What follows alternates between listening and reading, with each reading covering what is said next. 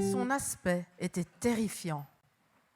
La tête de cette statue était en or pur, sa poitrine et ses bras en argent, son ventre et ses cuisses en bronze, ses jambes en fer, ses pieds en partie en fer et en partie en argile. Et pendant que tu regardais, une pierre s'est détachée sans aucune intervention extérieure. Elle a frappé les pieds en fer et en argile de la statue et les a pulvérisés. Le fer, l'argile, le bronze, l'argent et l'or ont alors été pulvérisés ensemble et ils sont devenus pareils à la balle qui s'échappe d'une aire de battage en été.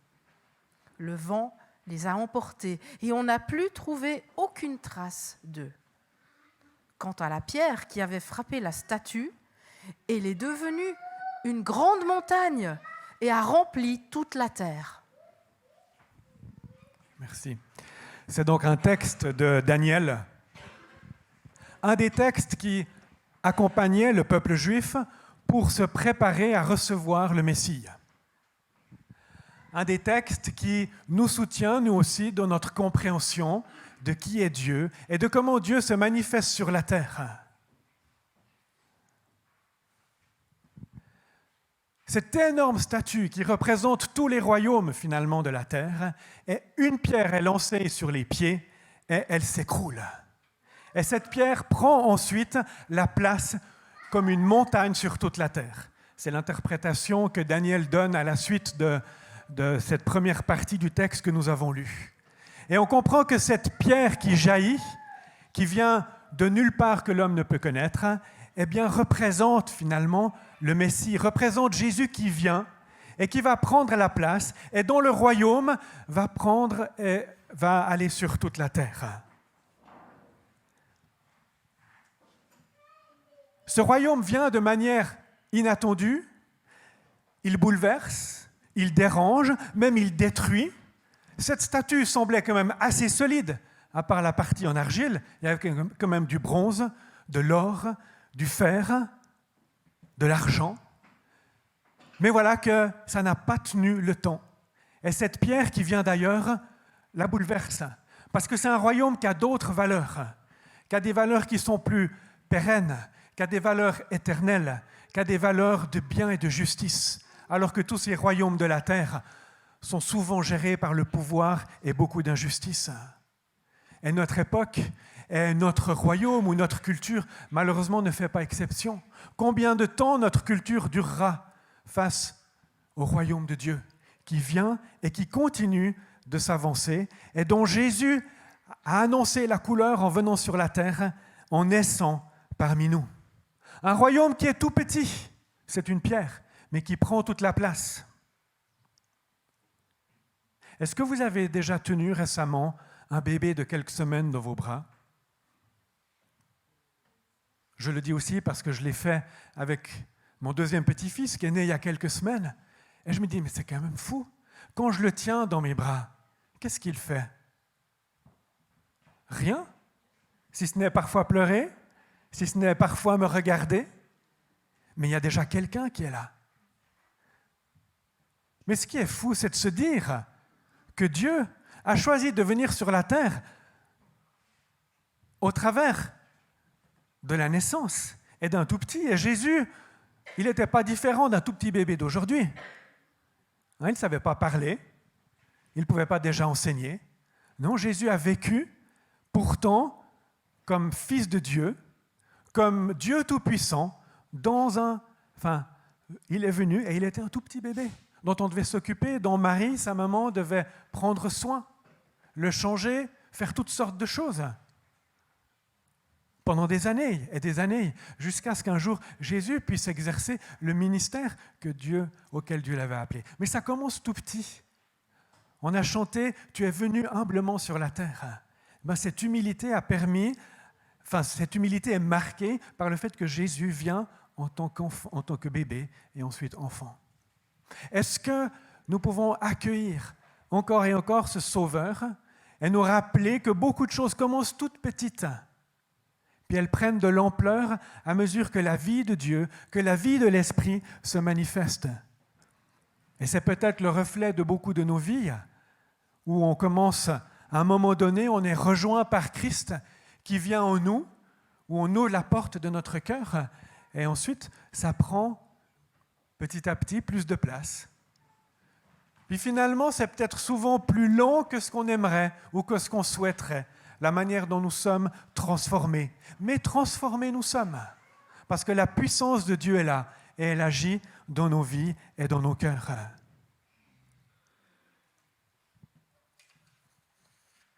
Alors voilà un des textes de Daniel 2, donc de Daniel, qui accompagnait le peuple juif pour l'attente du Messie, qui nous accompagne nous aussi pour comprendre les desseins et les plans de Dieu.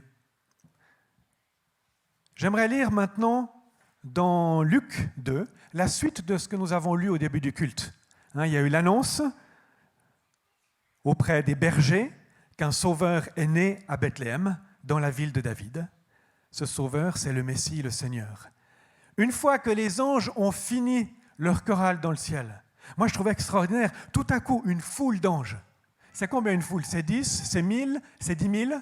Vous imaginez comment le ciel de Bethléem? Mais les anges, ils étaient excités. Il y avait quelque chose d'extraordinaire qui se passait, qui ne s'était encore jamais vu, et ils sont là. Et puis il y en a un qui a le droit d'annoncer aux bergers, mais après tous les autres sont juste là derrière, prêts à flasher et impressionner tous les bergers et toute la terre. 10 000 anges plus, c'est l'armée céleste qui chante et qui dit « Gloire à Dieu dans les lieux très hauts, paix sur la terre et bienveillance parmi les hommes. » Et ensuite, qu'est-ce qui se passe? Eh bien, les anges quittent les bergers pour retourner au ciel. Et au verset 15, les bergers se disent les uns aux autres, mais allons jusqu'à Bethléem voir ce qui est arrivé, ce que le Seigneur nous a fait connaître. Ils se dépêchèrent d'y aller, et ils trouvèrent Marie et Joseph, ainsi que le nouveau-né couché dans la mangeoire. Après l'avoir vu, ils l'ont regardé, ils l'ont observé, ils racontèrent ce qui leur avait été dit au sujet de ce petit enfant. Tous ceux qui entendirent les bergers furent étonnés de ce qu'il leur disait. Marie gardait le souvenir de tout cela et le méditait dans son cœur. Puis les bergers repartirent en célébrant la gloire de Dieu et en lui adressant des louanges à cause de tout ce qu'ils avaient entendu et vu, qui était conforme à ce qui leur avait été annoncé. Ces quelques versets de Luc 2 sont très intéressants. On voit que les bergers ne restent pas sur place dans leur champ, mais ils veulent voir ce qui a été dit. Et ils vont, et ils cherchent dans tout Bethléem. Je ne sais pas combien de temps il leur a fallu pour trouver cette étable, mais quand ils arrivent et qu'ils voient cet enfant, ils racontent ce qu'il s'est passé. Ils ne commencent pas à se poser plein de questions, mais pourquoi il est dans une étable et pas à l'auberge ou je ne sais pas dans quelle maison, où ils ne remettent pas en question, mais ils voient que ce bébé dans une mangeoire correspond à ce que les anges ont décrit. Et alors, une fois qu'ils ont vu, ils racontent. Ils expriment tout ce qu'ils ont vu, tout ce qu'ils ont entendu de la part des anges. Et tous ceux qui étaient là entendent les bergers. Il n'y avait pas que Marie et Joseph qui étaient là. Marie et Joseph, ils ont besoin d'aide. Puis ensuite, certainement, le bruit a un peu couru et d'autres gens étaient là. Et les bergers les bergers parlent et tout le monde entend. Et ensuite, Marie, qui a ce rôle particulier de cette maman qui vient d'accoucher, ça ne doit pas être un état très simple pour elle avec tout ce monde qui est là, mais elle entend et elle médite ces paroles dans son cœur. Et les bergers repartent et ils sont tellement reconnaissants, glorifient Dieu, parce que tout ce qui avait été dit dans le ciel, ils l'ont vu sur la terre. J'aime bien les gens qui sont étonnés ou émerveillés. Tous ceux qui écoutent les bergers, ils sont étonnés. Ils se demandent quand même ce qui se passe. Et ils constatent, ils regardent. Et peut-être que, bien souvent, par rapport à ce que Dieu fait, nous pouvons être étonnés ou émerveillés. Et puis cet étonnement, cet émerveillement creuse un sillon dans notre cœur et nous permet de peut-être poser des questions ou d'aller un bout plus loin. Mais souvent, il n'y a pas tout qui est donné d'un coup. Les bergers ont dit un certain nombre de choses. Oui, c'est un sauveur qui est né, c'est le Messie. Mais les gens disent, mais attends, c'est quoi le Messie? C'est cet enfant-là? Nous, on attend quand même quelqu'un d'autre. Est-ce qu'à partir de cet enfant, on va vraiment être sauvé? J'imagine que plein de gens avaient des questions. Et Dieu n'a pas répondu tout de suite. Ils ont même dû, pour certains, attendre bien longtemps, 30 ans plus tard, quand Jésus se lève et exerce son ministère, 33 ans plus tard, lorsque Jésus est cloué sur une croix, et que pour ceux qui ont des yeux et des oreilles, ont perçu la résurrection et ont reçu Christ, ont reçu la vie. Ça a pris du temps. Mais c'est beau de se laisser émerveiller par un petit enfant qui vient à la vie, de se laisser émerveiller par une petite chose que Dieu fait et qu'il permet de laisser grandir. Et Jésus dit notamment, « Cherchez et vous trouverez ». Est-ce que nous sommes prêts à chercher, à continuer de chercher ce que Dieu fait? Parce que vous êtes là ce matin, nous sommes là ce matin, ce n'est pas la première fois qu'on fête Noël. Ce n'est pas la première fois qu'on entend ce récit. Et c'est bon, une fois par année, de s'arrêter et de remercier Dieu qui a envoyé Jésus, son Fils, sur la terre. Est-ce qu'on peut se laisser encore émerveiller, étonner de ce que Dieu est en train de faire aujourd'hui, en 2022, en 2023? Peut-être qu'il va commencer tout petit, mais qui va nous amener sur un chemin de questionnement, d'ouverture, de transformation, de réconciliation avec Dieu. C'est ce que je nous souhaite. De ne pas être blasé. Ah, c'est Noël, puis on fait encore ce culte.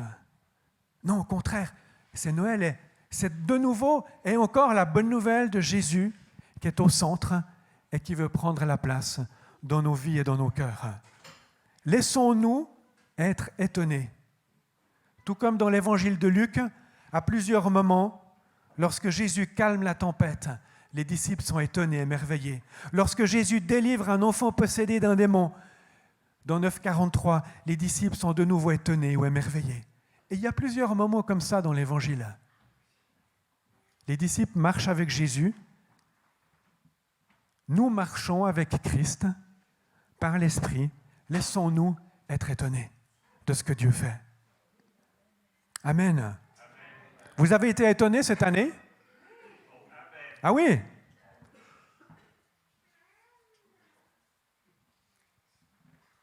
Il y a un autre groupe que j'aimerais regarder avec vous, c'est les bergers. Puis après, on regardera encore Marie. J'en ai déjà parlé. Les bergers, il y a deux choses. Ils reçoivent une bonne nouvelle, ils adorent et ils proclament. C'est-à-dire, ils adorent Dieu et ils célèbrent la grandeur de Dieu. Et en même temps, ils racontent. Et alors qu'ils racontent, la bonne nouvelle se met à courir. Elle court depuis les champs de Bethléem, en passant à cette étable, et ensuite avec tous les gens qui ont entendu, elle a couru à plein d'autres endroits. Et cette bonne nouvelle continue de courir aujourd'hui, au travers des témoins successifs de cette naissance de Christ, de sa mort et de sa résurrection. Les bergers proclament ce que Jésus a fait, proclament la naissance de Jésus, ce que Dieu a fait en envoyant son Fils. Et après, petit à petit, les disciples vont faire courir la nouvelle.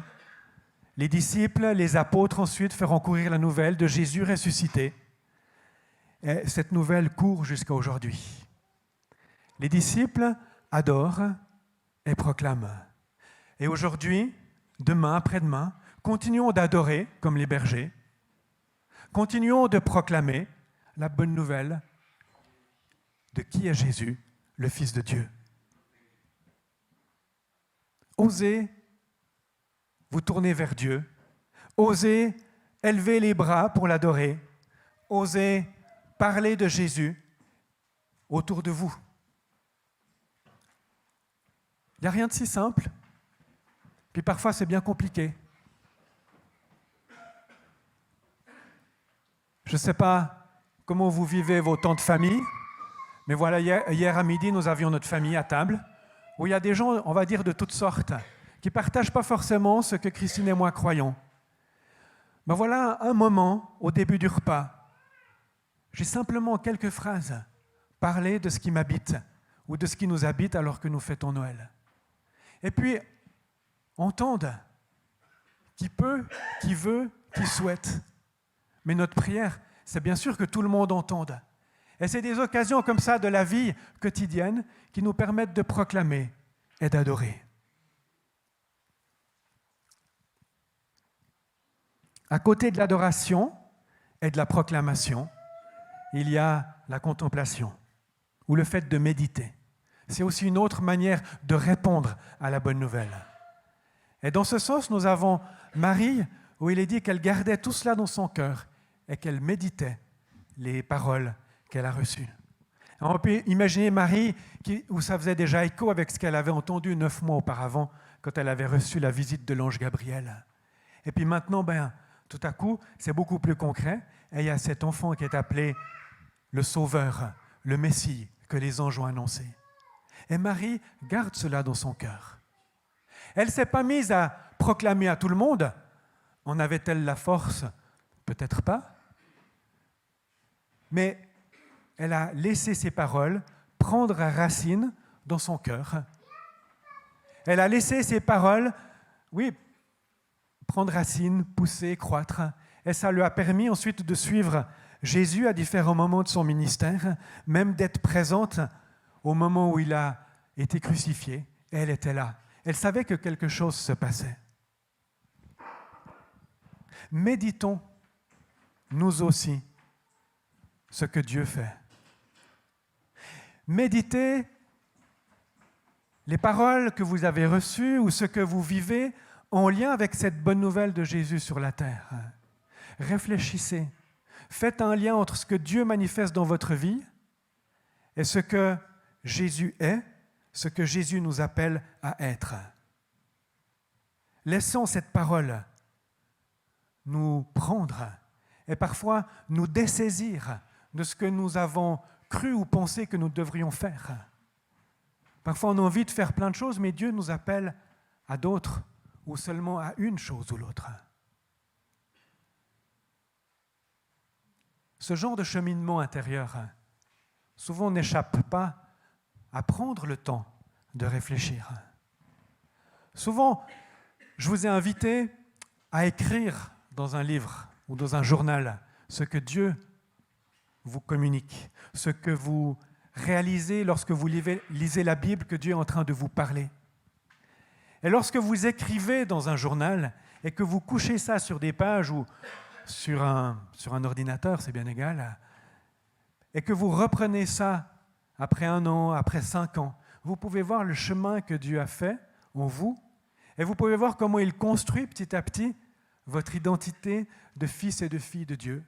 Vous pouvez voir comment son amour se manifeste de tellement de manières différentes au fil des années. Parce que malheureusement, on oublie assez vite. Peut-être qu'on se dit, mais c'est quand que Dieu a peut-être fait ceci ou cela. Peut-être qu'on relit ce journal pour dire, mais il y a eu tout ça, où Dieu m'a déjà parlé, ou m'a encouragé. Et puis je peux repartir en méditant, en contemplant la bonté de Dieu à mon égard.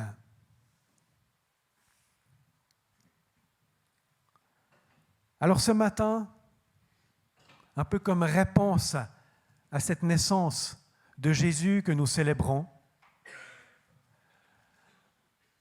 et aussi comme attente du retour de Christ qui viendra chercher l'Église et tous ceux qui croient en lui, je vous invite à répondre par la proclamation, par l'adoration et par la méditation. À la fois chanter et glorifier Dieu comme on l'a fait tout à l'heure, continuer de faire courir la bonne nouvelle en demandant à Dieu de vous conduire dans la manière de partager et de dire que Jésus est vivant. Et puis en même temps, méditez et prenez le temps de vous arrêter et de vous poser les questions que Dieu met dans votre cœur et de chercher et de trouver toujours plus la vie en Christ. Parce que la bonne nouvelle d'aujourd'hui, c'est que nous sommes associés à Jésus, le Fils de Dieu. C'est pour ça que nous disons nous sommes en Christ et nous pouvons marcher avec lui à la lumière de sa venue et dans l'attente de son retour. Amen. Prions. Seigneur, merci, parce que tu es bon, et dans ta bonté et ta bienveillance, tu as envoyé Jésus, ton Fils, sur la terre, afin que nous soyons illuminés, rencontrés et touchés par la grâce, par le pardon. Seigneur, merci pour ce que tu as fait. Et nous voulons continuer de célébrer ta vie. Nous voulons continuer de célébrer ta mort et ta résurrection. Nous voulons continuer de dire avec toute l'Église, reviens, viens bientôt, Seigneur, pour nous rechercher, pour nous prendre avec toi. Seigneur, merci pour aujourd'hui, pour ta parole, qu'elle continue de cheminer dans notre cœur et qu'elle nous aide à nous tourner vers toi encore davantage et de manière résolue. En ton nom, Jésus. Amen. Et je vous invite à chanter, vous lever et prendre ce chant classique « Voici Noël » et qui en même temps dit notre adoration.